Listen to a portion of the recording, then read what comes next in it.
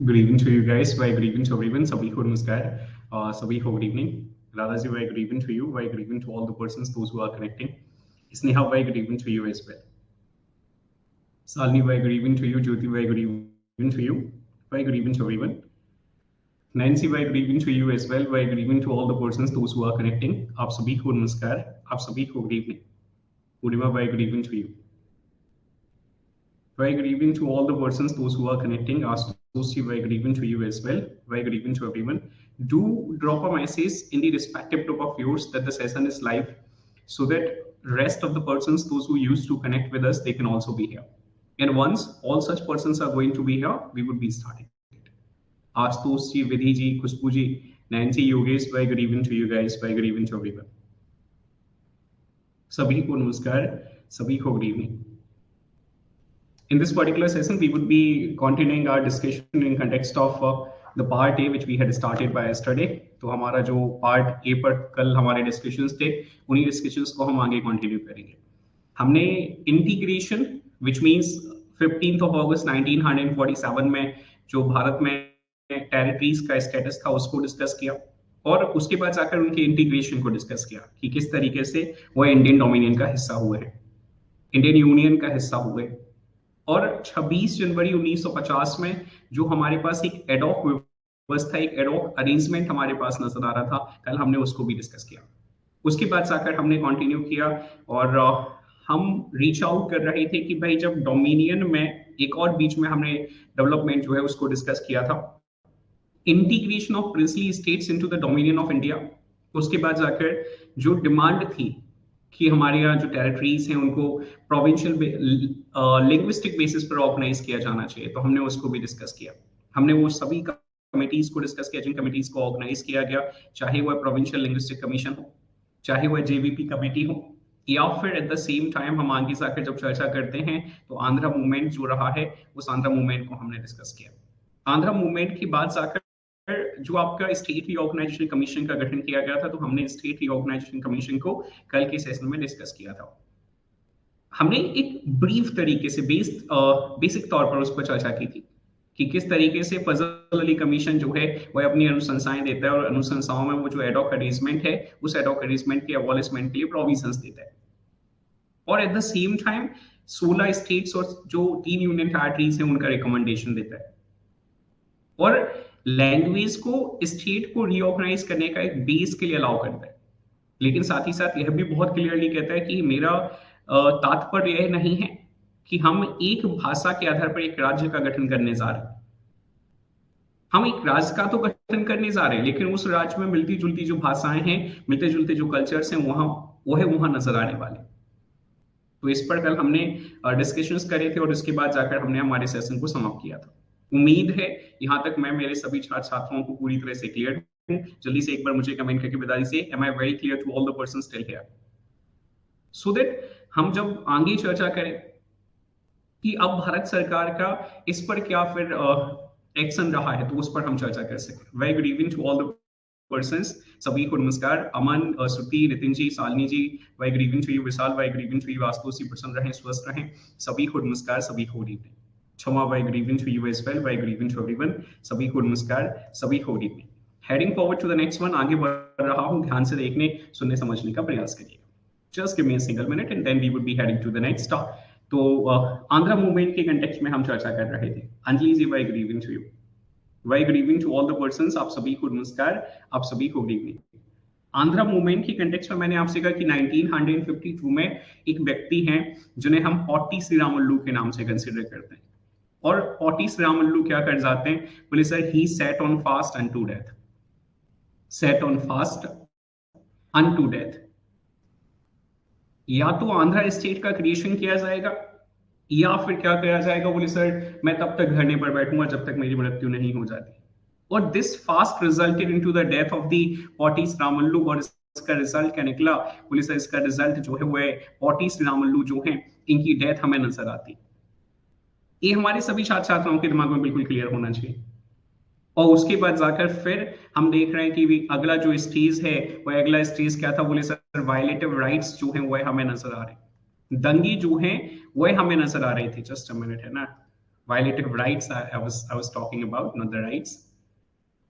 तो violative right जो है, ये राइट्स हमें नजर आए। और उसके बाद जाकर फिर हमने क्या देखा, बोले सर उस समय के जो प्राइम मिनिस्टर थे, दादेन prime minister Pandit Jawaharlal Nehru, PT JL Nehru ने क्या किया, बोले सर पंडित जवाहरलाल नेहरू जी ने अनाउंस किया कि हाँ आंध्रा जो है वह क्या होने जा रहा है, बोले सर फर्स्ट स्टेट होने जा रहा है।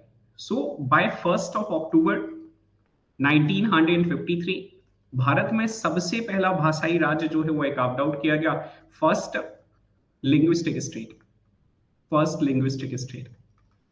ये हमने कल डिस्कस किया हुआ था। इसके बाद जाकर जब हम चर्चा करते हैं तो बोले सर जब आंध्रा स्टेट जो है वह हमारे देश का सबसे पहला ही भाषा ही आधार पर ऑर्गेनाइज किया जाने वाला राज्य बना, तो उसके बाद हमें क्या नजर आया, तो बोले सर उसके बाद जाकर हमें नजर आ रहा है कि डिमांड जो है जो लैंग्वेज के बेसिस पर राज्यों को ऑर्गेनाइज करने की थी, फिर से एक बार जो है वह पूरे भारत में नजर आई। और इसी के चलते हुए क्या किया गया, बोले सर इसी के चलते हुए उस समय की जो सरकार है, पंडित जवाहरलाल नेहरू जी जिस सरकार के मुखिया हैं, पंडित जवाहरलाल नेहरू जी ने क्या किया, बोले सर पीटी जेएल नेहरू साहब ने, पंडित जवाहरलाल नेहरू जी की जो सरकार है, पंडित जवाहरलाल नेहरू जी की सरकार ने एक स्टेट रीऑर्गेनाइजेशन कमीशन का गठन किया था, जिसे हम एसआरसी कमीशन के नाम से कंसीडर करते हैं।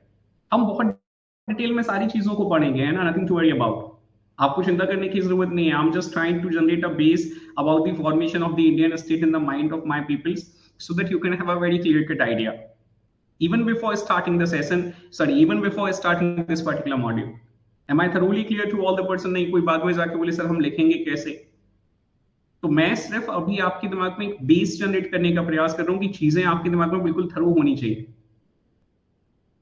निश्चित तौर पर इस सारी पीडीएफ में सारे डेवलपमेंट्स जो मैं आपको बता रहा हूं वो सब कुछ लिखा हुआ है। तो स्टेट रीऑर्गेनाइजेशन कमीशन 1953 में अपॉइंट किया गया और इस कमीशन ने, ये 3 मेंबर कमीशन है, इसके जो अध्यक्ष रहे हैं इन्हें हम फजल अली के नाम से कंसिडर करते हैं।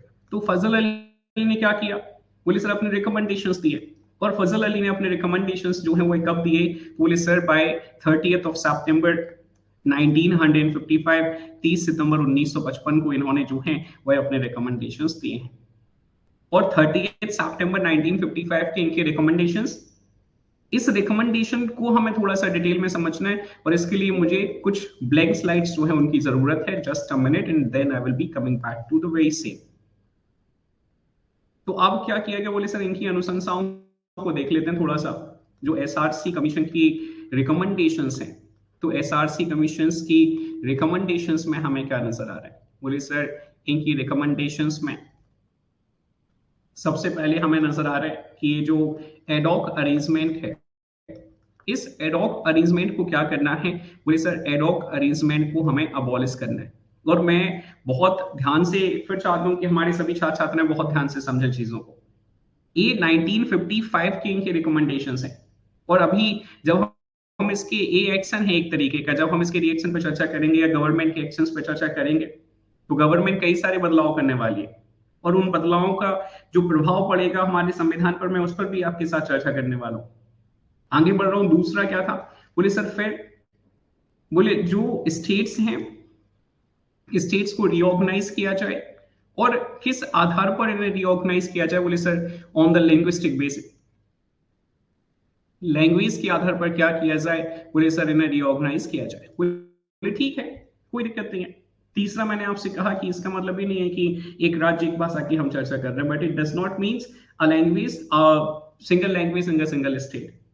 और इनकी रिकमेंडेशन में क्रिएशन कितने स्टेट्स को लेकर था, बोले sir creation of 16 states and 3 union territories, 16 राज्य और 3 यूटीज जो हैं इसको लेकर रिकमेंडेशन था। हमारे कई सारे छात्र छात्राएं जो हैं वो कई बार अपने आंसर को गलत कर देते हैं कि भाई वो क्या कर देते हैं, बोले सर वो 14 स्टेट और 6 यूनियन टेरिटरीज का जो क्रिएशन हुआ है वह आंसर लगा देते हैं। Shruti ji, Radha ji, Sweta ji, Nitin ji, and rest of the individuals, those who are connecting in this particular session, we must be thoroughly clear in context of the recommendation of SRC. Then it was for the 16 of states and the 3 union territories. Thoroughly clear to all the person with the same or not. अब मैं आगे बढ़ूं उसके पहले बस एक चर्चा आपके साथ जो अति आवश्यक है, हालांकि और ये चर्चा जो है इस पर आप मुझे कल भी सुनेंगे। हमारा जो हिस्ट्री वाला बैच है, उस हिस्ट्री वाले बैच में फिर मैं आपके साथ ये चर्चा करूंगा। बहुत ब्रीफ है, ध्यान से सुन लीजिएगा। चूंकि आप एक सम्मानीय ग्रुप का हिस्सा हैं, उम्मीद है मुझे कि आपको मालूम है कि हाँ, आप एक रिस्पेक्टिव ग्रुप का हिस्सा हैं। जिस रिस्पेक्टिव ग्रुप में आपके साथ सभी नोटिफिकेशंस जो हैं वो रिसीव हो जाते हैं आपको, और सभी पीडीएफ्स जो हैं वो आपको रिसीव हो जाती है। लेकिन कई बार हम भूल जाते हैं कि जितनी प्राइवेसी आपकी इंपॉर्टेंट है, उतनी ही प्राइवेसी जो है वो दूसरे व्यक्ति की इंपॉर्टेंट है। भूलकर भी ऐसी भूल मत करिए जिसके कारण मुझे कठोर मेजर्स जो है, हार्ड मेजर्स जो है वो लेने पड़े। जब तक आपका कोई मित्र नहीं हो उसमें, तब तक किसी भी व्यक्ति को कॉल मत करिए डायरेक्टली। बेहद जरूरी है कि आप किसी से पूछें, अगर वह व्यक्ति जो है वह अवेलेबल है।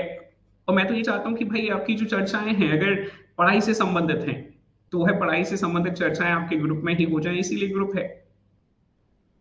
आप मुझसे सवाल पूछ सकते हैं, आप आपके टीचर से सवाल पूछ सकते हैं, और वहां जो आपके कलीग्स हैं और ये जो आपके फ्रेंड्स हैं, ये जो मित्र हैं आपके जो आपके साथ पढ़ रहे हैं, उनसे सवाल पूछ सकते हैं उसी ग्रुप में, और वो निश्चित तौर पर आपको रिस्पॉन्ड कर देंगे। अब कई बार क्या होता है, हमारे मन में एक भावना जनरेट हो जाती है। भावना कैसी जनरेट हो जाती है कि यार ये वाला स्टूडेंट जो है वो बड़ा इंटेलिजेंट है। हालांकि ये तो अच्छी भावना है, ऐसी भावना जनरेट भी होनी चाहिए, लेकिन उस भावना के चलते हुए आप सीधे किसी को कॉल ना करें भाई। और आप समझें कि अगर वो इंटेलिजेंट है तो शायद वो मेहनत कर रहा होगा, या वो मेहनत कर रही होगी। जिस समय में आप व्हाट्सएप चला रहे हैं या चला रही हैं, तो उस समय वो हो सकता है पढ़ रहा हो। तो प्लीज मेक श्योर कि ये गलती दोबारा मत करिएगा। कुछ किसी सबसे मैं कह रहा हूं, मैं सुबह वाले बैच में भी, हिस्ट्री वाले बैच में दोबारा फिर बताऊंगा। अगर मेरे पास दोबारा कहीं से ये आता है कि मुझे सर डायरेक्टली किसी ने मेरा नंबर जो है वो एक ग्रुप से निकाला और उसके बाद जो है मुझे कॉल किया, तो बिलीव मी, मैं दोबारा नहीं सोचता कभी किसी भी चीज के बारे में। आपका एडमिशन तत्कालीन कैंसिल कर दिया जाएगा। और एक और पॉइंट, मैं ये जो रिफंड है ना, कई बार एक ये बड़ा पॉइंट हो जाता है, पॉइंट ऑफ डिस्कशन हो जाता है, सर रिफंड मिलेगा एडमिशन कैंसिल हो जाएगा तो रिफंड विफंड की कोई स्कीम नहीं है भाई हमारे पास, है ना। रिफंड विफंड जैसे कोई सिस्टम नहीं है। तो ना इस पर चर्चा करिए, और ना ही कहेगा बोले सर वो आपने फलाने वाले स्टूडेंट का तो एडमिशन कैंसिल कर दिया था, उसे तो रिफंड दे दिया था। मैं किसी से चैटता नहीं हूँ भाई, है ना, इतनी फुर्सत नहीं है मेरे पास कि मैं किसी से चैटूंगा। तो जहां मुझे लगता है कि नहीं यार, है ना, अभी यही एकमात्र सोर्स है, खत्म किया जाए, let the bygones be bygones वाला कॉन्सेप्ट किया जाए, तो वहां उस तरीके से निर्णय ले लिए जाते हैं।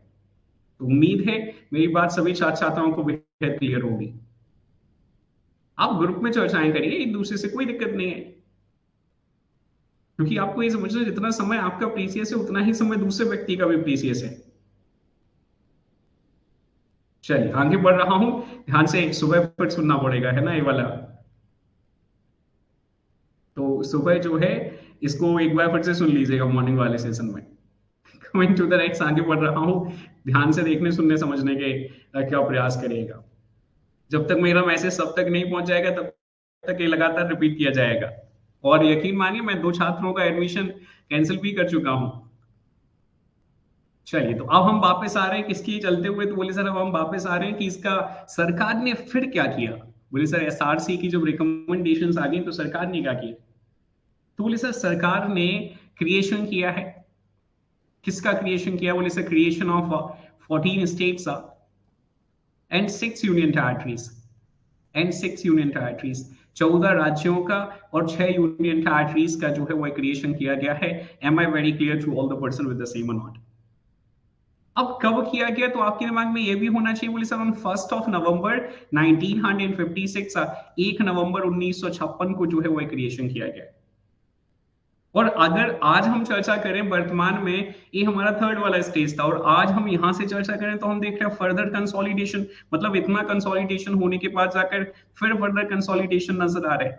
और ये फर्दर कंसोलिडेशन जो है वो है कितना नजर आ रहा है, तो बोले सर फर्दर कंसोलिडेशन ये है कि 8% वर्तमान में कितने राज्य नजर आ रहे हैं, बोले sir 28 states and 8 union territories and 8 UTs.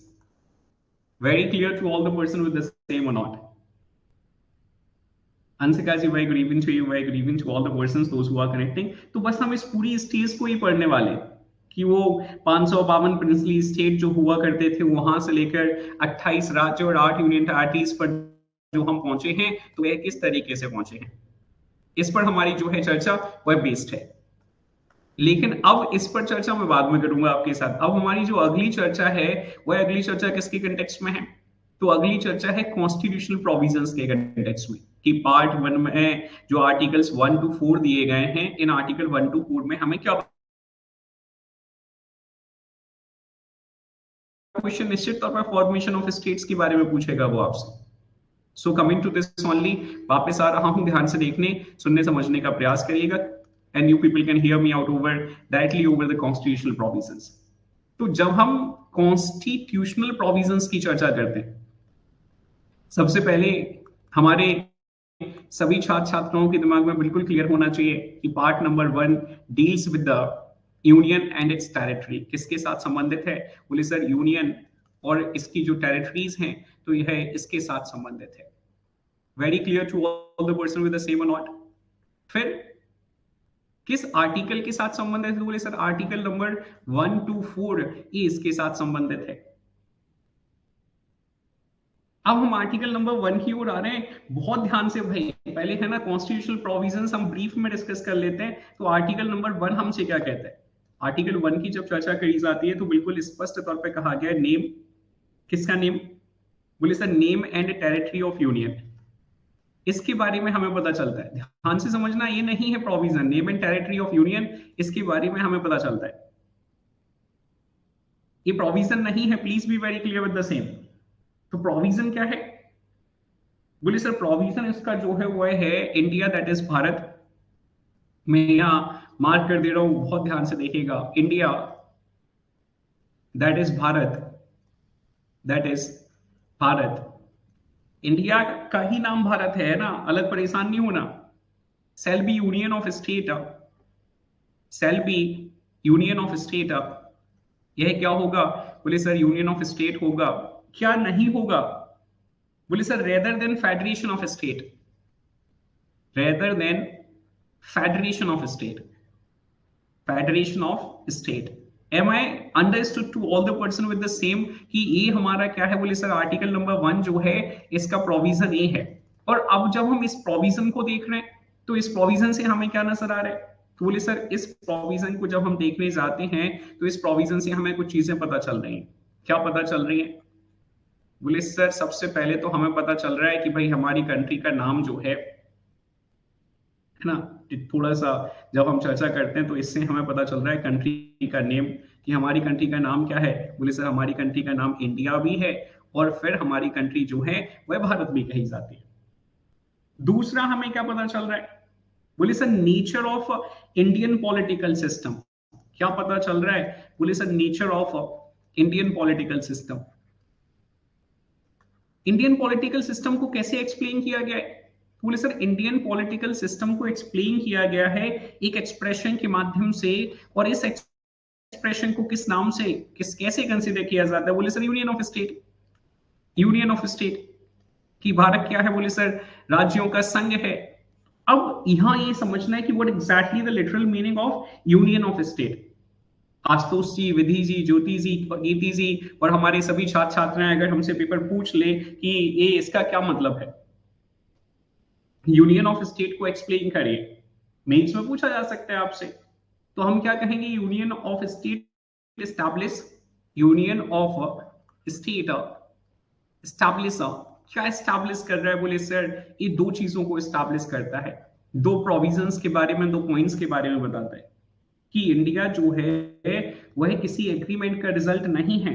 India, India is not the result of, is not the result of any agreement, result of any agreement. Am I very clear to all the person with the same or not? किसके बीच में? बोले sir between the states. ये जो हमारे यहाँ राज्य हैं, उन राज्यों के साथ हमारे यहाँ कोई समझौता नहीं किया जाता। ये हमारे सभी छात्र छात्राओं के दिमाग में बिल्कुल क्लियर होना चाहिए। और दूसरा हमें इससे क्या नजर आ रहा है श्रुति जी? तो दूसरा हमें नजर आ रहा है states do not State do not have the right, do not have any right, any right to cede. हमारे राज्यों के पास क्या नहीं है? बोले सर राज्यों के पास अलग होने का अधिकार नहीं है. Very clear to all the person from this particular expression from Indian Union. ये आपके दिमाग में 2 पॉइंट्स जो है वो बिल्कुल क्लियर होना चाहिए भैया. तो इस वजह से हमने क्या प्रेफर किया है? तो इस वजह से हमने प्रेफर किया है कि हम क्या है बोले सर यूनियन है, फेडरेशन नहीं है.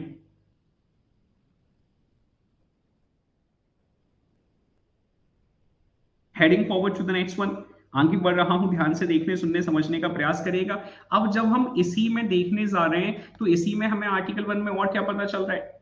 बोले सर आर्टिकल नंबर 1 में हमें पता चल रहा है name of states, name of states, territories. ये कहां पर मेंशन्ड है? बोले sir mentioned in schedule number 1.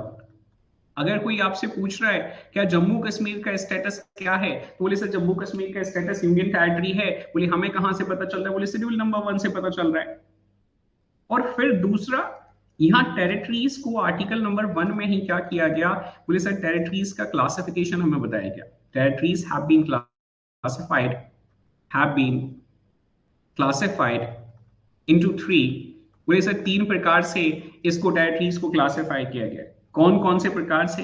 बोले सर स्टेट टेरिटरी, ठीक है, दूसरा यूनियन टेरिटरी, और तीसरा एक्वायर्ड टेरिटरी. ये हमारे सभी छात्र छात्राओं के दिमाग में बिल्कुल क्लियर होना चाहिए. जब हम स्टेट टेरिटरी की चर्चा कर रहे हैं 28 we are having, union territory की चर्चा कर रहे हैं 8 we are having, and acquired territory की चर्चा कर रहे हैं. ये एक्वायर्ड टेरिटरी जो है वो हमारे पास नहीं है. Am I understood to all the person with the same और नॉट? जल्दी से मुझे कमेंट करके बता दीजिए क्या मैं आप सभी छात्र छात्राओं को पूरी तरह से क्लियर हूं एक्वायर्ड टेरिटरी के साथ, so that I can head forward to the next one.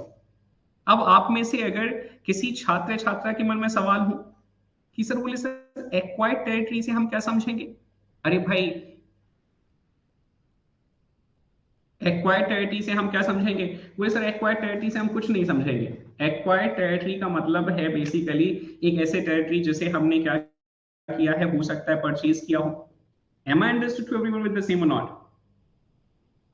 हो सकता है इसे हमने क्या किया हो? बोले सर एनेक्स कर लिया हो, कॉन्क्वेस्ट कर लिया हो, इसे हमने कहीं से जीत लिया हो. तो ऐसी टेरिटरी को क्या कहा जा रहा है? बोले सर ऐसी टेरिटरी जो है उसे एक्वायर्ड टेरिटरी कहा जा रहा है. फिर भी अगर कोई छात्र छात्रा ये समझना चाहे, बोले सर एक्वायर्ड टेरिटरी की अगर हमसे कभी डेफिनेशन पूछ ली जाए तो हम एक्वायर्ड टेरिटरी के कंटेक्स्ट में क्या बताएंगे? What exactly the acquired territory is. ठीक है, क्योंकि आपने तो कह दिया कि हमारे पास नहीं है कोई एक्वायर्ड टेरिटरी, लेकिन फिर भी अगर इसके कंटेक्स्ट में 2 नंबर में कोई क्वेश्चन पूछ लिया गया या 7-8 नंबर में हमसे क्वेश्चन पूछ लिया गया, तो बोले सर भारत सरकार, सबसे पहले तो ये समझना है गवर्नमेंट ऑफ इंडिया एडमिनिस्टर करता है. कौन एडमिनिस्टर करता है? बोले sir government of India administered any territory acquired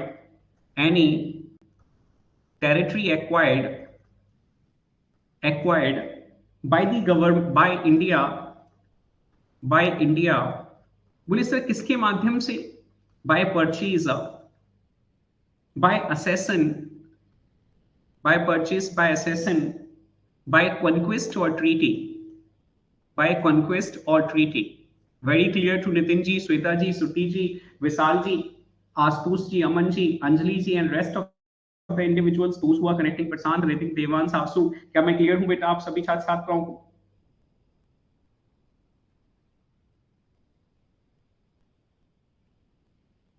तो ये आप सभी छात्र छात्राओं के दिमाग में बिल्कुल क्लियर होना चाहिए. अब बोले सर एक्वायर्ड टेरिटरी में क्या हमने कोई टेरिटरी आज तक एक्वायर करी है? 15 अगस्त 1947 के बाद जाकर कोई टेरिटरी हमने एक्वायर करी है राधा? बोले सर बिल्कुल हमने करी है. कौन सी टेरिटरी है? बोले सर आसाम हुआ, सॉरी माफ कीजिएगा पुडुचेरी हुआ. तो हमने पुडुचेरी को क्या किया? बोले सर पुडुचेरी इसको क्या किया गया था? बोले sir Puducherry ceded to India by French government in 1954. Government in 1954। ठीक है आशुतोष जी, ओके। 1954 में क्या कर लिया बोले सर, हमने इसे एक्वायर कर लिया। और फिर आप सभी छात्र छात्राओं को, अरे बहुत ध्यान से अंजलि जी, सिक्किम नहीं, अभी हम करेंगे चर्चा उस पर, इसके कंटेक्स्ट में थोड़ा सा चीजों को समझने का प्रयास करिएगा। और बहुत इंपॉर्टेंट चर्चा जो है वो मैं आपके साथ करने वाला हूं। Please try to hear me out over the very same on a very clear cut note. तो बोले सर अब क्या किया गया? बोले सर पुडुचेरी को हमने एक्वायर कर लिया 1954 में। कई सारे छात्र छात्राओं के मन में सवाल होगा। देखो आपके मन में सवाल आता है ना, अभी जल्दी से मुझे कमेंट करके बताइए अगर मैं आपसे एक सवाल पूछूं। आशुतोष रघुवंशी जी तो चले गए, से अंजलि जी और हमारे सभी दूसरे छात्र छात्र हैं कि पुडुचेरी जो है वह है भारतीय संघ में एक यूनियन टेरिटरी जो है वह किस एक्ट के माध्यम से बना? I am looking after the answer from you people only. और अगर आपने मुझे रिस्पॉन्ड कर दिया तो आप यकीन माने कई सारी चीजें आज आपकी ऑटोमेटिकली क्लियर हो जाएंगी। पुडुचेरी को हमने 1962 में थोड़ी भारतीय संघ का हिस्सा बनाया। पुडुचेरी को हमने 1954 में, अरे पूर्णिमा जी यही तो हमें समझना था, that's why only I have asked the same question कि पुडुचेरी को हमने इंडियन यूनियन का हिस्सा जो है वह 1962 में थोड़ी बनाया 14th कॉन्स्टिट्यूशनल अमेंडमेंट एक्ट के माध्यम से। उसे तो हमने फ्रेंच गवर्नमेंट से एक्वायर कर लिया 1954 में। अब अभी हम आगे जाकर आर्टिकल नंबर 2 पढ़ने वाले हैं, आर्टिकल नंबर 3 पढ़ने वाले हैं, आर्टिकल नंबर 4 पढ़ने वाले। और जब हम आर्टिकल 2 पढ़ते हैं, अंजलि कुमारी जी बहुत ध्यान से समझिएगा, तो आर्टिकल नंबर 2 में क्या कहा जाता है? Admission of a new state, ऐसा ही कहा जाता है। उम्मीद है आप सभी छात्र छात्राएं जानते होंगे कि भैया हम क्या कर रहे हैं, किसी अन्य राज्य को लेकर आ रहे हैं, किसी टेरिटरी को लेकर आ रहे हैं और भारतीय संघ का हिस्सा बना रहे हैं। और फिर आर्टिकल नंबर 4 में क्या कहा जाता है? आर्टिकल नंबर 4 में कहा जाता है कि अगर हम किसी टेरिटरी को भारतीय संघ का हिस्सा बना रहे हैं आर्टिकल नंबर 2 के माध्यम से या आर्टिकल नंबर 3 के माध्यम से, तो वह चेंज जो है कॉन्स्टिट्यूशन में शेड्यूल नंबर 1 में और शेड्यूल नंबर 4 में वह सब्जेक्ट टू कॉन्स्टिट्यूशनल अमेंडमेंट नहीं होगा। That's what we studied multiple number of times. तो कहां चेंज नजर आ रहा है? 1954 में जब हमने फ्रेंच गवर्नमेंट से इसे एक्वायर किया, कोई चेंज नहीं किया कॉन्स्टिट्यूशन में। लेकिन बाद में जाकर अब हमें क्या करना था? बोले सर वो पार्ट नंबर 8 में हम अमेंडमेंट कर रहे थे, आर्टिकल नंबर 239 ए में हम अमेंडमेंट कर रहे थे, और इस वजह से हमने उसका स्टेटस जो है वह एक्वायर्ड टेरिटरी से चेंज कर क्या किया? बोले सर यूनियन टेरिटरी किया। और उस यूनियन टेरिटरी में हमने क्या बनाया? बोले सर उस यूनियन टेरिटरी में हमने एक लेजिस्लेशन का क्रिएशन किया, एक लेजिस्लेटिव बॉडी का क्रिएशन किया। इस वजह से हमें क्या करना पड़ा? बोले संशोधन करना पड़ा। तो अंजलि कुमारी जी क्या मैं आपको पूरी तरह से क्लियर हूं? तो जब मैं आगे जाकर अभी आपको आर्टिकल 4 पढ़ाऊंगा और मैं आपसे कहूंगा कि what ever the change which are going to occur in the schedule number 1 as well as the schedule number 4 by the medium of the article 2 as well as the article 3 shall not be subject to the constitutional amendment as per the provision of article 368। और फिर मैं जब organisation आपको पढ़ाऊंगा और कहूंगा कि देखिए 14th कॉन्स्टिट्यूशन अमेंडमेंट एक्ट 1962 हुआ है, तो उम्मीद है अब आप मुझसे नहीं पूछेंगे कि सर मैं तो कंफ्यूज्ड हूं, पहले तो आपने हमें बताया था कि कोई आप चेंज नहीं करेंगे, कॉन्स्टिट्यूशन अमेंडमेंट नहीं करेंगे, और अभी तो आपने कॉन्स्टिट्यूशन अमेंडमेंट कर दिया। तो हम सबको राधा ये समझना है कि पुडुचेरी को 1962 में मर्ज कर लिया गया, सॉरी 1954 में मर्ज कर लिया गया। Am I understood to every single student with the same or not, so that I can head forward to the next, ताकि हम आगे बढ़ सकें और हम अगली चर्चा कर सकें? जल्दी से मुझे कमेंट कर दीजिए। आगे बढ़ रहा हूं, ध्यान से देखने सुनने समझने का प्रयास करिएगा। चलिए कमिंग टू दिस ओनली। तो हमने इसे क्या कर लिया? बोले सर 1954 में भारतीय संघ का हिस्सा बना लिया। और फिर अब क्या कर रहे हैं? बोले sir since 1954 sorry to 1962 it was governed as a acquired territory। हम इसे acquired territory के तौर पे गवर्न कर रहे हैं। later on by 14th constitutional amendment act 1962 it became a union territory। हमने इसे क्या कर दिया? बोले सर यूटी बना दिया। Nitin ji very clear to you, very clear to all the person with the same और नॉट? जल्दी से मुझे कमेंट करके बता दीजिए क्या मैं आप सभी छात्र छात्राओं को पूरी तरह से क्लियर हूं। इसी के साथ मैं आगे बढ़ रहा हूं। अब हम अगली एक्वायर्ड टेरिटरी पर चर्चा कर रहे हैं स्नेहा जी और हमारे सभी छात्र छात्राएं। तो ऐसी ही एक एक्वायर्ड टेरिटरी जो था वह कौन सा था? बोले सर वह था दादर एंड नागर हवेली। कौन सा था? बोले सर दादर एंड नागर हवेली। ठीक है, समझ गए ना? अरे आज तो जी सब समझ जाओगे मेरे भाई, है ना? सही जगह ज्वाइन करे हो। बूझ गए? बूझ रहे होगे, उम्मीद है। बूझ गए हो तो बता दो ताकि हम आगे बढ़ सकें।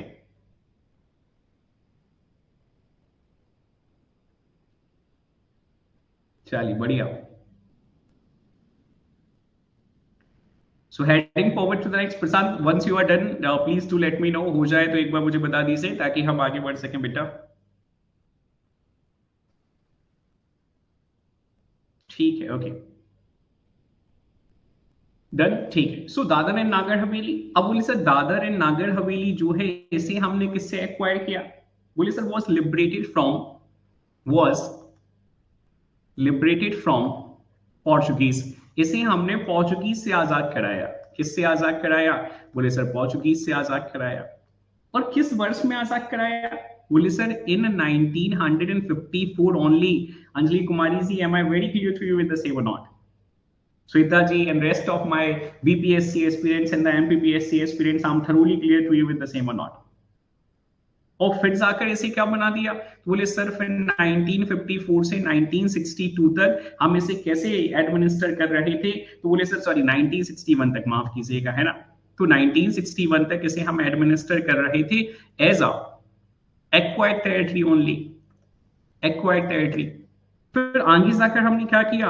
बोले sir 12th constitutional amendment act 1961 और 12वें संवैधानिक संशोधन 1961 के माध्यम से हमने इसे क्या बना लिया? बोले सर हमने इसे यूनियन टेरिटरी जो है वह बना लिया।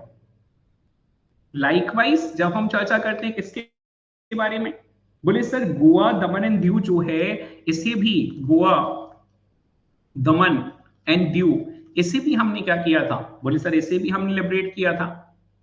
वर लिबरेटेड, किससे आजाद कराया था? बोले Vidhi ji, is there anything which you want to ask?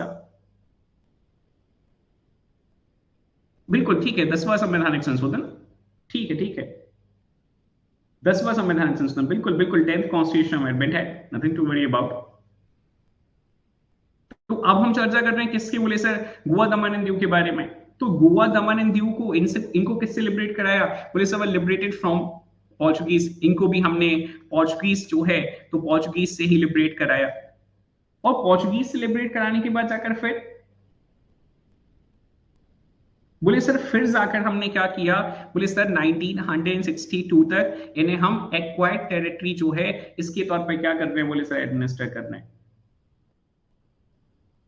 और फिर आगे जाकर बोले sir 12th constitutional amendment act 1962 के माध्यम से हमने क्या बना लिया? बोले सर इन सबको यूनियन टेरिटरी बना लिया। और फिर मुझे पूरी उम्मीद है कि हमारे सभी छात्र छात्राएं जो इस सेशन का हिस्सा हैं कहीं ना कहीं आप इस चीज से चिरपरिचित हैं कि 1987 में हमने गोवा को क्या बना लिया? बोले सर गोवा को कंप्लीट स्टेटहुड का दर्जा जो है वह दे दिया गया। Very clear to all the person with the same not? जल्दी से मुझे कमेंट करके बता दीजिए क्या मैं आप सभी छात्र छात्राओं को बिल्कुल क्लियर हूं? तो ये आपके दिमाग में क्लियर होना चाहिए आर्टिकल 1 के बारे में कि आर्टिकल 1 हमें किस किस के बारे में बता रहे हैं।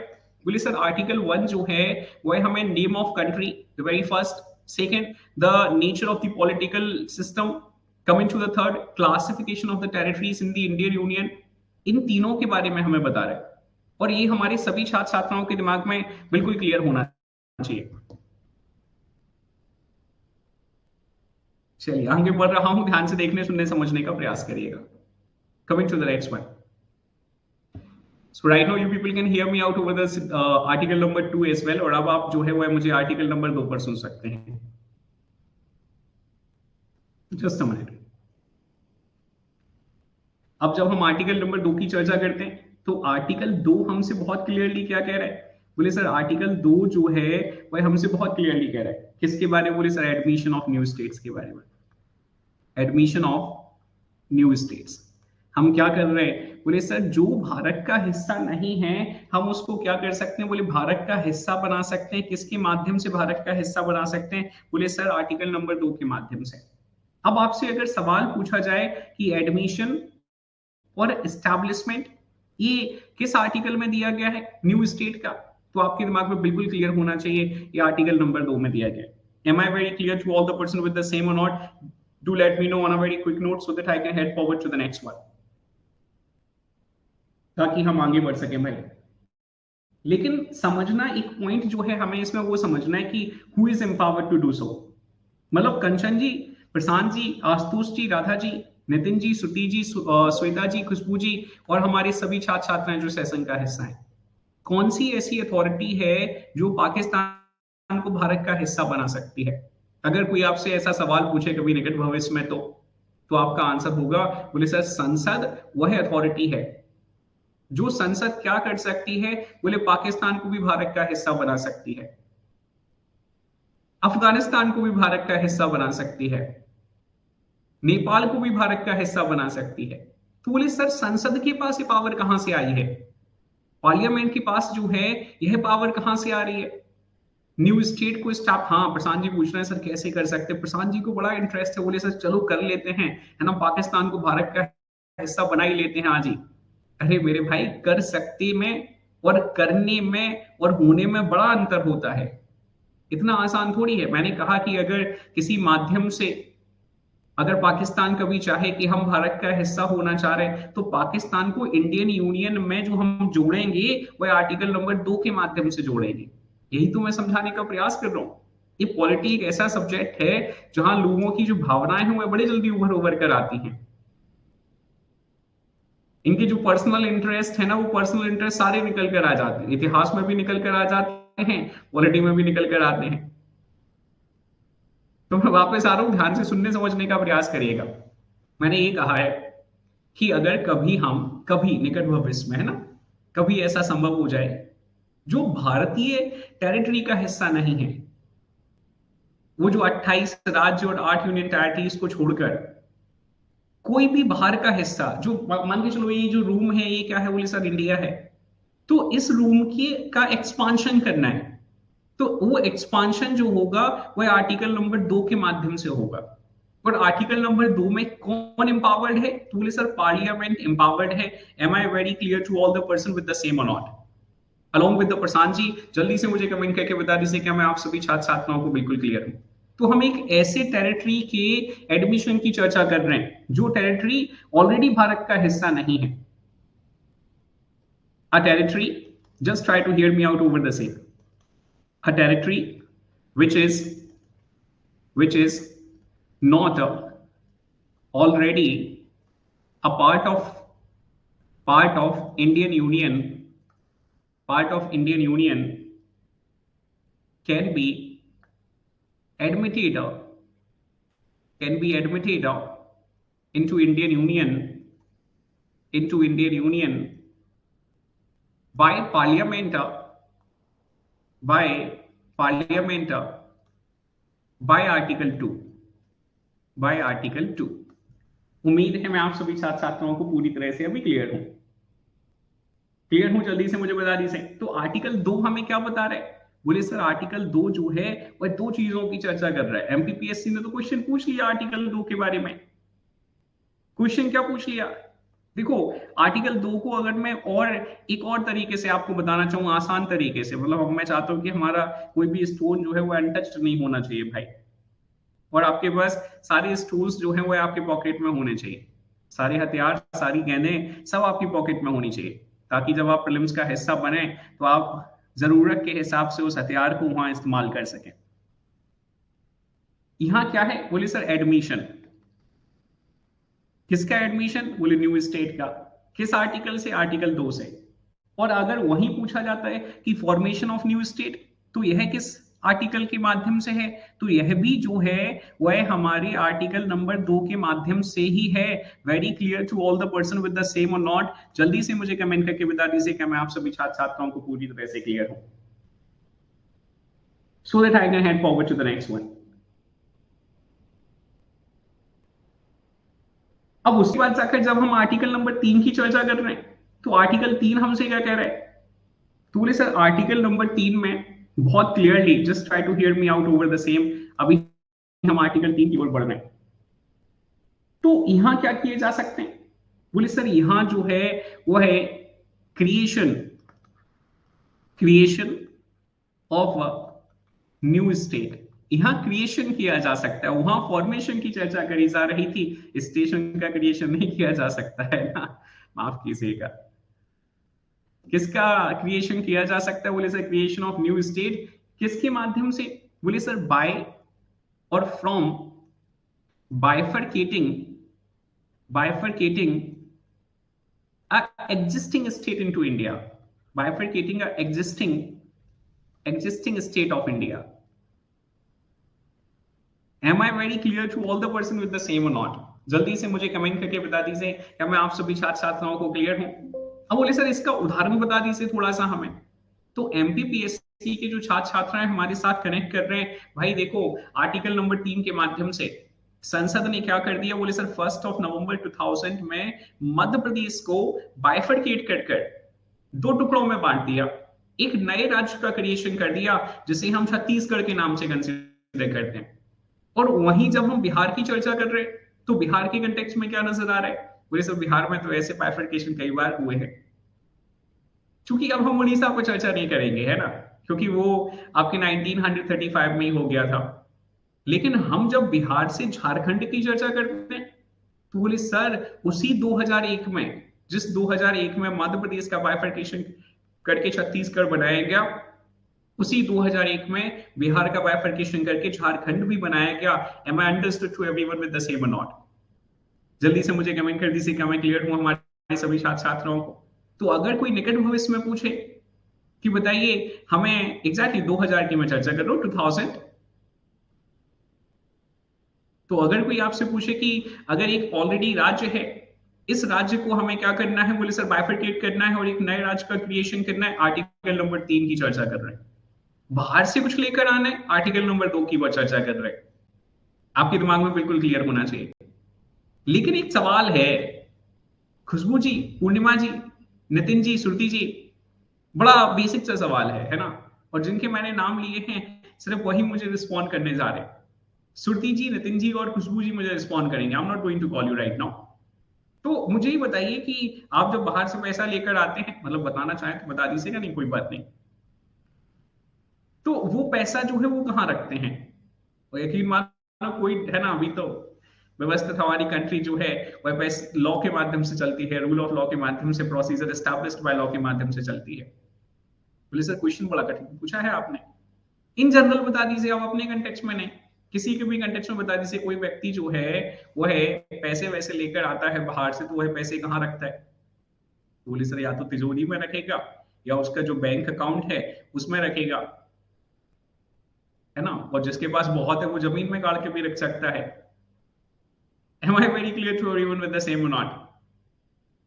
ऐसे ही आप जो मार्केट जाते हैं तो अच्छा सोना खरीद लेते हैं, अरे बहना ये तो बड़े लोग हैं, पैसा सीधा आया और सीधा इन्होंने सोना खरीद लिया, लिक्विड एसेट्स में कन्वर्ट कर दिया। क्या बात है, you guys can put forward your hands together for Khushboo. बोले सर सीधे कैश लेकर आए और लिक्विड एसेट्स में कन्वर्ट करवा दिया, क्या बात, वेरी गुड। अब उसके बाद जाकर फिर हम चर्चा कर रहे हैं किसके कंटेक्स्ट में? बोले सर ग्रोसरी का सामान लेकर आते हैं,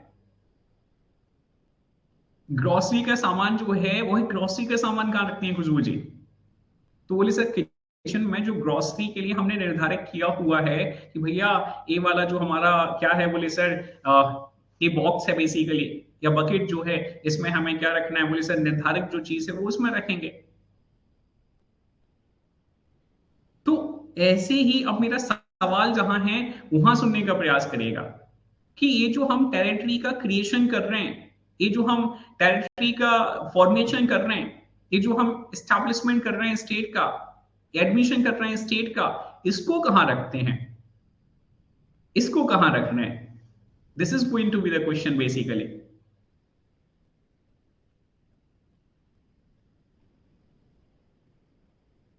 You people can directly let me know the answer. बहुत आसान सा सवाल मैंने आपसे पूछा है,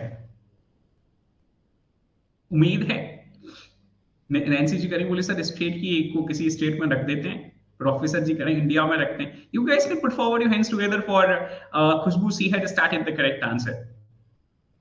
अभी तक एकमात्र छात्र जितने 5 छात्रों में सही आंसर दिया है वो है खुशबू जी।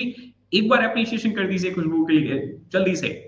बोले सर शेड्यूल नंबर 1 में रखते हैं, क्योंकि शेड्यूल नंबर 1 में क्या रखा जा रहा है? बोले सर लिस्ट है, किसकी लिस्ट है? बोले सर स्टेट्स की लिस्ट है, यूनियन टेरिटरीज की लिस्ट है, एक्वायर्ड टेरिटरीज की लिस्ट है।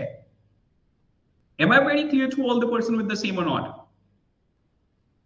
कि हमें कहां से पता चल रहा है कि ये वाला जो टेरिटरी है, इस टेरिटरी को एक्वायर्ड टेरिटरी कह रहे हैं, तो बोले सर शेड्यूल नंबर 1 से पता चल रहा है।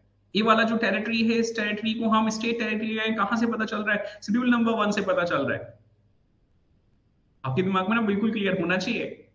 Heading forward to the next. तो बोले सर वो एक अपना अभी आपने आर्टिकल नंबर 2 के बारे में हमें बताया था कि पेपर में हमसे जब सवाल पूछा जाए कि बताइए फॉर्मेशन किसके माध्यम से किया जा रहा है, तो आंसर हम निश्चित तौर पर सही लगाएं। तो ऐसे ही सर कुछ आर्टिकल 3 के बारे में भी बता दीजिए। बोले सर अगर आर्टिकल 3 के बारे में हमसे सवाल पूछा जाए तो क्या क्या संभव सवाल जो हैं वह हो सकते हैं। बोले सर दो चीजें होती हैं आर्टिकल 3 के माध्यम से। एक होता है ऑल्टरेशन, करवाते हैं आप लोग ऑल्टरेशन? बोले सर ऑल्टरेशन किसका? बोले sir alteration of boundaries, boundaries का ऑल्टरेशन कराते हैं, ठीक है। और उसके बाद जाकर दूसरा हमें क्या नजर आता है? बोले सर दूसरा जो है वह है चेंजिंग ऑफ द नेम। क्या किया जा सकता है? बोले sir changing of name, changing of name of the state. वो जो स्टेट है उस स्टेट के नाम में परिवर्तन किया जा सकता है, किस आर्टिकल के माध्यम से? आर्टिकल 3 के माध्यम से। तो ये करता कौन है? बोले sir parliament empowered. Am I very clear to all the person with the same और नॉट? जल्दी से मुझे कमेंट करके बता दीजिए, क्या मैं आप सभी छात्र छात्रों को पूरी तरह से क्लियर हूं कि भाई संसद जो है वह क्या करती है? बोले सर ऑल्टरेशन करती है। अब ऑल्टरेशन का मतलब क्या है?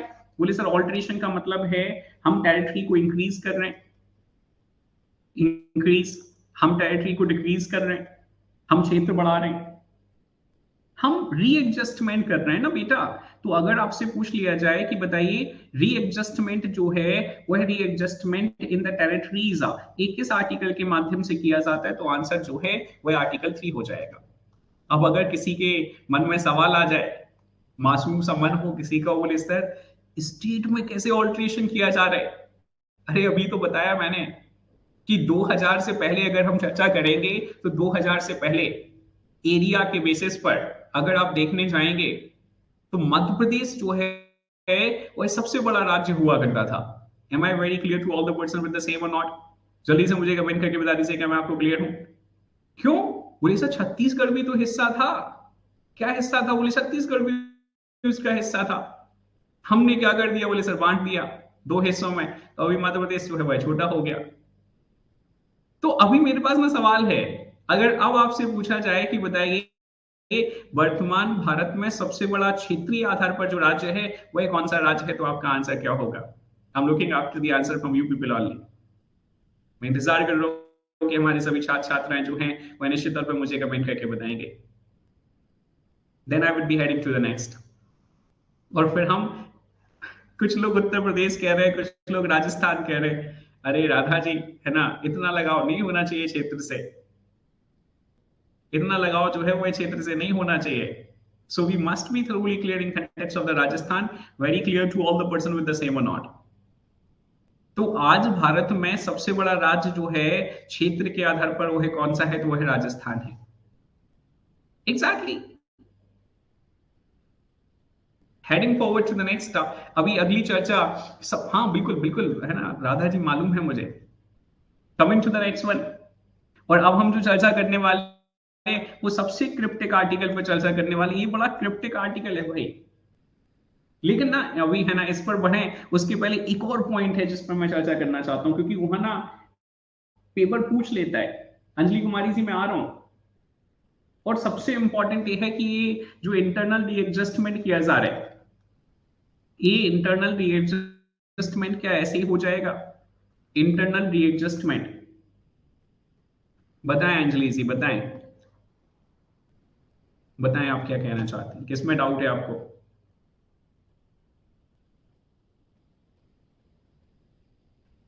Looking after the doubt of the Anjali ji, कि अंजलि जी को कैसा डाउट है?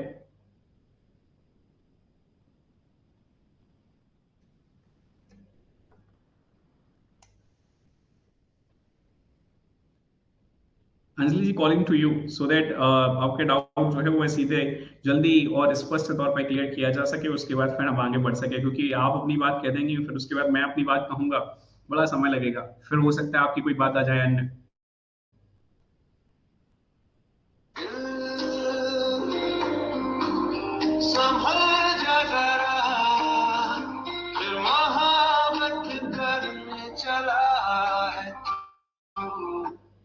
अंजलि जी, आवाज आ रही है आपको मेरी? Yes sir. एक तो अनुरोध है कि मतलब अगर आपको बेहद पसंद हो आपकी कॉलर ट्यून तो कोई बात नहीं है, और अगर बहुत खास लगाव नहीं हो तो बदल लीजिएगा।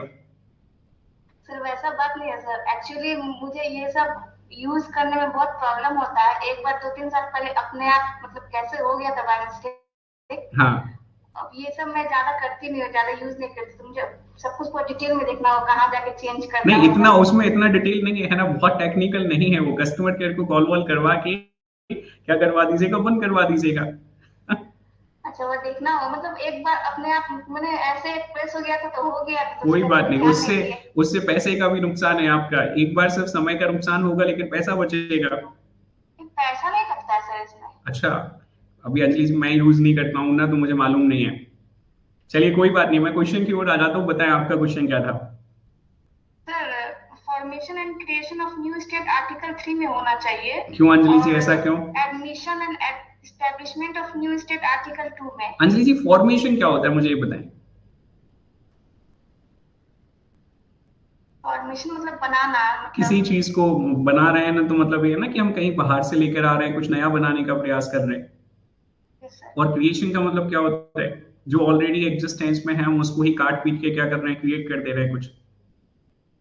ये सब फॉर्मेशन का एक वो बताइएगा सर, क्या बोले आप? अंजलि जी, फॉर्मेशन का मतलब है बिल्कुल हम एक कुछ नया जो है, फ्रेश जो है उसे हम बनाने का क्या कर रहे हैं, प्रयास कर रहे हैं।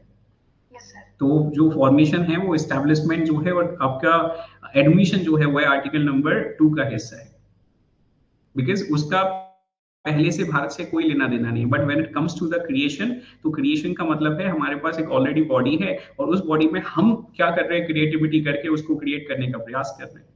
डाउट नहीं होना चाहिए ना, पेपर में आएगा तो आप आर्टिकल नंबर 2 लगा कर आइएगा, फॉर्मेशन में सही हो जाएगा आपका। Okay sir. ठीक है अंजलि जी, ओके। जैसे इंग्लिश वर्ड है ना, इसलिए तो कंफ्यूजन हो कोई जाता है, बात नहीं बाकी अंजलि जी, इंग्लिश से हो जाता हिंदी है कई के बार। थोड़ा सा जी, हो जाता है। कोई बात नहीं, इसीलिए तो इंग्लिश मैं कई बार कहता हूँ है ना, और इस चीज का मेरे कई सारे अपने मित्र जो है उन्हें बड़ा बुरा लगता है, क्योंकि मेरे जो मित्र है अधिकांशतर वो बाइलिंगुअल वाले टीचर्स हैं, या उन्होंने हिंदी से इंग्लिश में कन्वर्ट किया है अपने आप को, और 80 to 90% टीचर्स ऐसे ही पढ़ा रहे हैं जो हिंदी से इंग्लिश में कन्वर्ट करके पढ़ा रहे हैं। तो जब मैं बहुत क्लियर तौर पे इस चीज को कहता हूँ कि इंग्लिश मीडियम के स्टूडेंट को इंग्लिश मीडियम के बैच में ही पढ़ना चाहिए, तो उस पर्टिकुलर समय में उसे क्या नजर आता है, तो उस पर्टिकुलर समय में वो टीचर जो होता है उसे बड़ा बुरा लगता है कि यार है ना, ये तो हमारे बारे में हमारा बिजनेस जो है वो ठप करा रहे हैं। लेकिन मीन्स नहीं निकलेगा कभी भी ऐसा व्यक्ति जो इंग्लिश मीडियम का होकर हिंदी मीडियम के बैचेस में पढ़ता है, तो उसका मीन्स कभी नहीं निकलेगा, because he or she would not have any sound to hold over the vocab, which is must in context of the mains. ठीक है अंजलि जी, कोई बात नहीं, over the period of time चीजें सीखते हैं। Okay sir. ठीक है Anjali ji, thank you. Thank you sir, okay, thank you.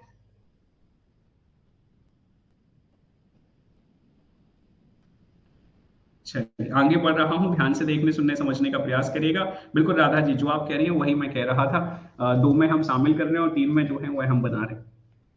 Coming to the next,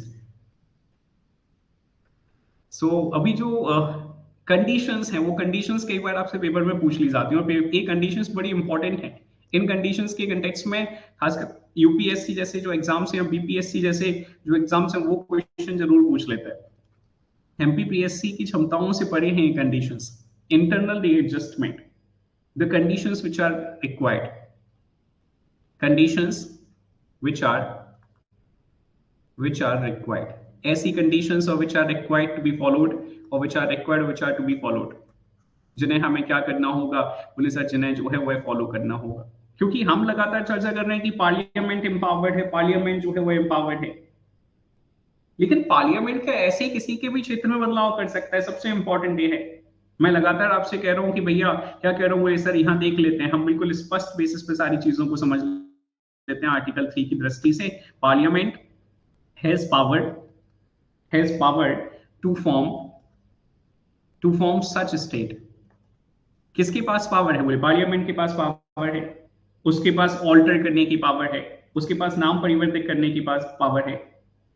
और सबसे इंपॉर्टेंट ये है कि यहाँ चाहे जो ऑल्टरेशन किया जा रहा है और चेंज इन नेम जो किया जा रहा है, चेंज इन नेम एक किस मेजोरिटी से किया जा रहा है, तो हमारे सभी छात्र छात्राओं के दिमाग में बिल्कुल क्लियर होना चाहिए, by simple majority. Am I very clear to all the person with the same और नॉट? किस मेजोरिटी से किया जा रहा है? बोले सर सिंपल मेजोरिटी से किया जा रहा है। Understood to everyone with the same? जल्दी से मुझे कमेंट करके बता दीजिए, क्या मैं आपको क्लियर हूं? अब उसके बाद जाकर जब हम ये नए स्टेट के फॉर्मेशन पे चर्चा कर रहे हैं, सॉरी ये कार्वेशन पे चर्चा कर रहे हैं, तो ये कार्वेशन जो है वो कैसे होगा? क्या ये पार्लियामेंट ऐसे ही कर देगा? बोले sir bill for this purpose, bill for this purpose,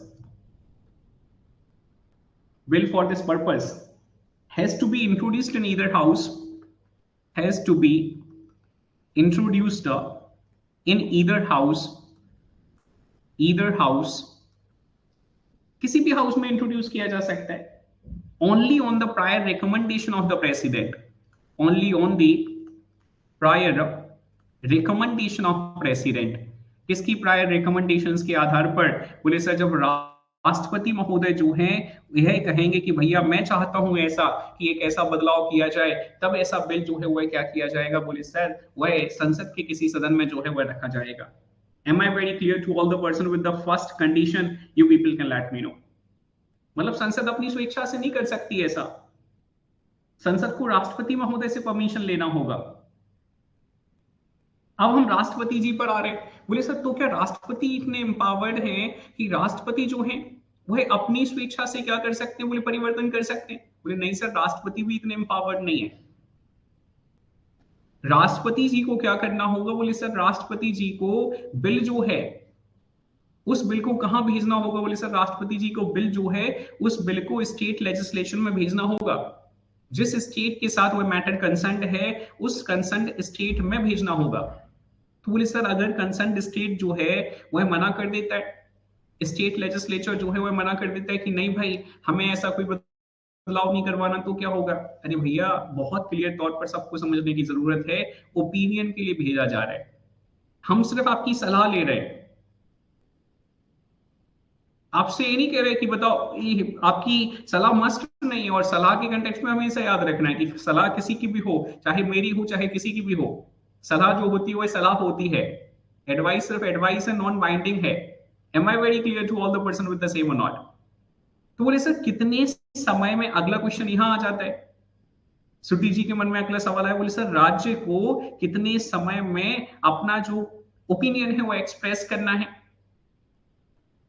तो बोले सर इसके लिए जो समय निर्धारित किया जाएगा वह राष्ट्रपति के माध्यम से निर्धारित किया जाएगा। इंडियन कॉन्स्टिट्यूशन ने ऐसा कोई समय जो है वह वर्णित नहीं किया है, मेंशन नहीं किया है। Very clear to everyone with the same और नॉट? जल्दी से मुझे कमेंट करके बता दीजिए क्या मैं आपको क्लियर हूं कि इंडियन कॉन्स्टिट्यूशन में मेंशन नहीं है। फिर कहां मेंशन है? बोले राष्ट्रपति मेंशन करेंगे। So you must be, each and every individual those who are connecting in this particular session must be thoroughly clear in context of both the conditions. मैं दूसरी कंडीशन भी लिखकर बता रहा हूं आपको। बिफोर रिकमेंडिंग द बिल, राष्ट्रपति महोदय बिल को रिकमेंड करने से पहले क्या करेंगे? बोले sir before recommending the bill, before recommending the bill the president has to refer the bill, president has to refer the bill, has to refer the bill to the concerned state legislature, to the concerned state legislature, जो राज्य की विधानसभा होगी, जो राज्य की विधान परिषद होगी, उसमें भेजा जाएगा। Am I very clear to all the person with the same or not? For expressing their opinion, ये बहुत जरूरी है आप सभी छात्र छात्राओं के दिमाग में होना। बोले sir for expressing their opinion, सिर्फ ओपिनियन शेयर करने के लिए कि भैया आपका क्या विचार है इस पर। अब विचार जो होता है, विचार तो विचार होता है, विचार का माना जाता है, विचार कोई कंपलसरी थोड़ी है। अब दूसरा बोले सर विचार कितने समय में चाहिए? It should be noted here that it should be noted here that, मैं सारी चीजें आपको लिखकर बता रहा हूं ताकि आपके दिमाग में सारी चीजें बिल्कुल क्लियर हो। Such opinion has to be expressed, such opinion has to be expressed within the period specified within the period specified by the president, कौन बताने जा रहा है समय? बोले सर समय जो है वह राष्ट्रपति बताने जा रहे हैं। और फिर उसके बाद जाकर जो सबसे इंपॉर्टेंट पॉइंट है, बोले parliament is not bound by the opinion of the state. Parliament is not bound by opinion of state. Opinion of state. उम्मीद है मैंने मल्टीपल नंबर ऑफ टाइम्स जो है इस चीज को एक्सप्लेन कर दिया है, समझा दिया है, तो अभी आपके दिमाग में सारी चीजें जो है वह बिल्कुल क्लियर होंगी। अब उसके बाद आखिरी और सबसे इंपॉर्टेंट आर्टिकल जो सबसे क्रिप्टिक है नेचर में, कठिन है, गूढ़ रहस्य है एक तरीके का, कई लोग समझा नहीं पाते, कई लोग समझ नहीं पाते, दोनों चीजें हैं। और चूंकि पहली वाली चीज जो है वह सबसे इंपॉर्टेंट है भाई, कि कई लोग जो है वह समझा नहीं पाते, अधिकांशतर लोग नहीं समझा पाते, और इस वजह से बच्चे के मन में डाउट जो है वह जनरेट बना रह जाता है, हमेशा क्रिएटेड रह जाता है। देखो बहुत क्लियरली समझना, शेड्यूल नंबर 1 में क्या है? बोले sir list of the states and the union territories. Schedule number 4 में क्या है? तो बोले सर शेड्यूल नंबर 4 में है allocation of the seats in the Rajya Sabha. अगर आर्टिकल नंबर 2 के माध्यम से और अगर आर्टिकल नंबर 3 के माध्यम से सिर्फ शेड्यूल नंबर 1 में, सिर्फ ओनली शेड्यूल नंबर 1 में और शेड्यूल नंबर 4 में चेंज होने जा रहा है, तो वह चेंज जो है वह सब्जेक्ट टू कॉन्स्टिट्यूशनल अमेंडमेंट नहीं होगा। इसके लिए हमें कोई अलग से संवैधानिक संशोधन अधिनियम नहीं करना होगा। नितिन जी, श्रुति जी, ज्योति जी, विधि जी, अंजलि जी, खुशबू जी और हमारे सभी जो छात्र छात्राएं सेशन का हिस्सा हैं, क्या मैं आपको पूरी तरह से क्लियर हूं? सबसे इंपॉर्टेंट ये है कि शेड्यूल 1 और शेड्यूल 4 इनको छोड़ दिया जाए। अगर और कहीं बदलाव हो रहा है तो वह कॉन्स्टिट्यूशनल अमेंडमेंट के माध्यम से होगा, क्योंकि हमारे कॉन्स्टिट्यूशन में 395 आर्टिकल हैं, हमारे कॉन्स्टिट्यूशन में 12 शेड्यूल हैं, हमारे कॉन्स्टिट्यूशन में 25। हाँ नितिन जी, मैं इसको ठीक है, शालिनी त्रिपाठी जी और हमारे सभी छात्र छात्राएं, मैं रिपीट कर रहा हूं, मैंने कहा तो था बड़ा कठिन है। 3-4 बार में तो अंजलि कुमारी जी को समझ आया था जब मैंने वहां अनअकैडमी पर समझाया था। कई सारे छात्र छात्रों को जीवन भर में समझ नहीं आता, तब तक फिर वो तैयारी छोड़ देते हैं। यहां ध्यान से देखिएगा, कॉन्स्टिट्यूशन पर चर्चा कर रहे हैं। किस पर चर्चा कर रहे हैं? कॉन्स्टिट्यूशन। बोले सर 395 आर्टिकल्स, ठीक है, शेड्यूल्स 12, पार्ट्स 25 और प्रियम्बल। नितिन जी एक्सेप्शन है। एक्सेप्शन क्या है? शालिनी जी, नितिन जी और हमारे सभी छात्र छात्राएं, शेड्यूल नंबर 1 और शेड्यूल नंबर 4 जो है वह एक्सेप्शन है। अगर शेड्यूल नंबर 1 में और शेड्यूल नंबर 4 में आर्टिकल नंबर 2 के माध्यम से कोई चेंज हो रहा है, आर्टिकल नंबर 3 के माध्यम से कोई चेंज हो रहा है, तो हमें अलग से कॉन्स्टिट्यूशनल अमेंडमेंट नहीं करना होगा। जैसे हम आज चर्चा करते हैं ना, we are having 105 constitutional amendment act, तो उस तरीके का कोई संवैधानिक संशोधन अधिनियम नहीं करना होगा, कोई 106वां संवैधानिक संशोधन अधिनियम नहीं करना होगा। Am I very clear to you? Am I very clear to Shalini ji? Am I very clear to all the person with the same or not? जल्दी से मुझे कमेंट करके बता दीजिए भाई। तो एक्सेप्शन है बेसिकली एक तरीके का। क्या है बोले? एक्सेप्शन। अब मैं और बता देता हूं आपको लिखकर, ताकि हमारे सभी छात्रों को बिल्कुल क्लियर हो जाए। आर्टिकल 4, बोले article 4 states that no law made under article 2 and 3 made under article 2 and article 3 is deemed to be an amendment is deemed to be an amendment deemed to be an amendment under Article 368. Under Article 368, if it only affects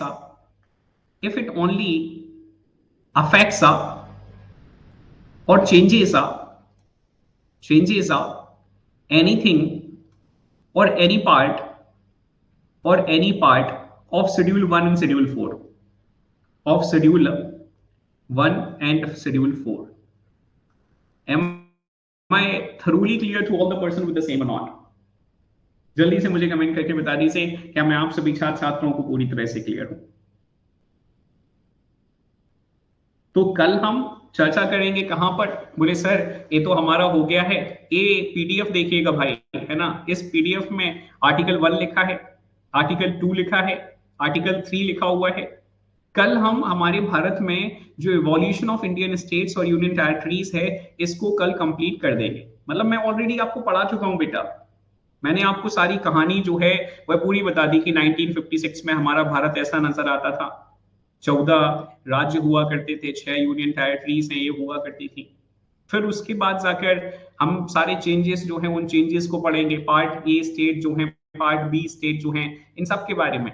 ये जो S के धर commission है, ये जो JVP committee है, ये जो आंध्रा मूवमेंट है, ये जो फजल अली कमीशन है, ये जो स्टेट रीऑर्गेनाइजेशन कमीशन है, ये जो 14 राज्य हैं और 6 यूनियन टेरिटरीज हैं, और उसके बाद जो अगले राज्यों का एग्जिस्टेंस हुआ है, तो ये सारी चीजें हम ऑलरेडी कंप्लीट कर चुके हैं। इवन मैं तो पार्ट 1 जो है मेरी तरफ से ऑलरेडी कंप्लीट कर चुका हूं। अभी मैं चाहता हूं कि आप सभी छात्र छात्राएं जो हैं वही क्या करें, बोले सर इसको पढ़ लें पीडीएफ को, और आप पीडीएफ पढ़ लीजिएगा। बहुत आसान है, कुछ कठिन नहीं है। कोई ऐसा पॉइंट आपको समझ लगे कि भाई कष्टमय हो रहा है, आप मुझसे कल पूछ लीजिएगा। खुशबू जी करें सर जो स्टेट अमेंडमेंट्स से बने हैं वो आर्टिकल 368 के अंदर नहीं आते। अरे खुशबू जी अभी मैं यही तो समझा रहा था कि हमने बेटा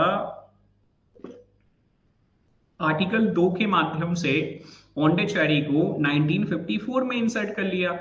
कहां अमेंडमेंट किया? कोई अमेंडमेंट नहीं किया बेटा। अब हमें पार्ट नंबर 8 में चेंज करना था, इसलिए हमें अमेंडमेंट करना पड़ा। अभी देखो जम्मू कश्मीर जो था, जिसे हमने 31 अक्टूबर 2019 में स्टेट से यूनियन टेरिटरी बनाया, तो इसके लिए हमने कोई अमेंडमेंट नहीं किया 368 के माध्यम से। हमने सिर्फ क्या चेंज किया? हमने Jammu Kashmir state reorganisation act pass किया। Am I very clear to you with the same और नॉट बेटा? जल्दी से मुझे कमेंट करके बता दीजिए कि मैं आप सभी छात्र छात्रों को क्लियर हूं।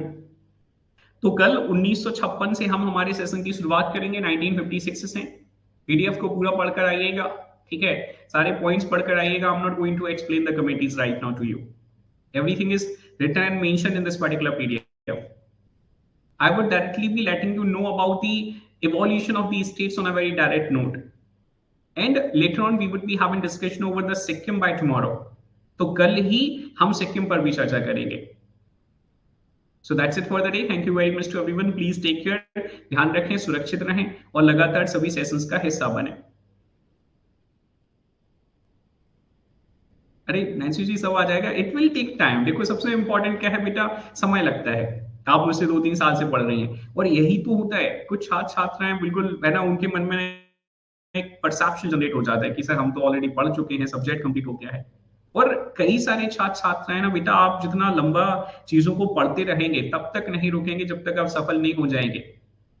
तो निश्चित तौर पर पहला दूसरा अटेम्प्ट जो होता है वह हमें सफल कर देता है. और अगर हम मानसिक तौर पर अपने खुद की जो धारणाएं हैं उनको जनरेट करना स्टार्ट कर दें, परसेप्शन जनरेट करना स्टार्ट कर दें, तो निश्चित तौर पर बेटा बहुत सारी चीजें आपके लिए क्या हो जाती हैं, प्रॉब्लमैटिक हो जाती हैं. और मैं तो 80% केसेस में देखता हूं बेटा, लोगों के विचार हैं कि सर हमारा तो ये सब्जेक्ट कंप्लीट हो गया है. जब तक सिलेक्शन नहीं हो जाता तब तक कुछ कंप्लीट नहीं है भाई. आज हमने सुबह देखो कितनी इंपॉर्टेंट चर्चा करी थी. मतलब मुझसे आप में से कुछ ऐसे छात्र छात्राएं हैं जो 2-3 साल से पढ़ रहे हैं. And Nancy ji obviously you are among those students. तो मैंने आज तक कभी भी पिछले 6-7 सेशंस में 6-7 साल में मैं बहुत डिटेल में नहीं पढ़ा था ये बुद्धिज्म और जैनिज्म के बारे में। शायद पहली बार ऐसा होगा जब हम गुरुकुल के प्लेटफॉर्म पर, मतलब ये चूंकि मेरा खुद का प्लेटफॉर्म है और मैंने आपसे आज सुबह ही कहा था कि आदरणीय द्रोणाचार्य जी की जब हम चर्चा करते हैं, कोई कंपैरिजन नहीं कर रहा हूं मैं, कोई कंपेटेबिलिटी नहीं कर रहा हूं, मैं सिर्फ एक उदाहरण आपको देने का प्रयास कर रहा हूं। तो आदरणीय द्रोणाचार्य जी ने अर्जुन को ब्रह्मास्त्र सिखाया और ब्रह्मास्त्र का वेदन भी सिखाया और ब्रह्मास्त्र को वापस लेना भी सिखाया, पर अपने पुत्र को उन्होंने नहीं सिखाया। तो जो सक्षम होगा, बिल्कुल अंजलि जी, जो सक्षम होगा, जो समर्थ होगा और जो नियमित होगा,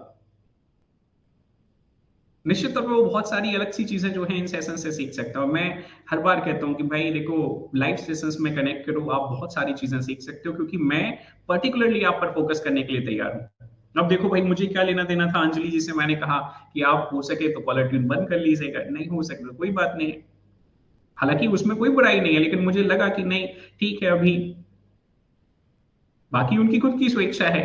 अब अगर आप रिकॉर्डेड देख रहे हो तो ना तो मैं जीवन पर्यंत आपको कॉल करूंगा जब तक आपको खुद को जरूरत ना हो कि नहीं कुलदीप सर मुझे आपसे बात करनी है, और उस पॉइंट पर मैं बहुत ज्यादा फोकस नहीं करता फिर।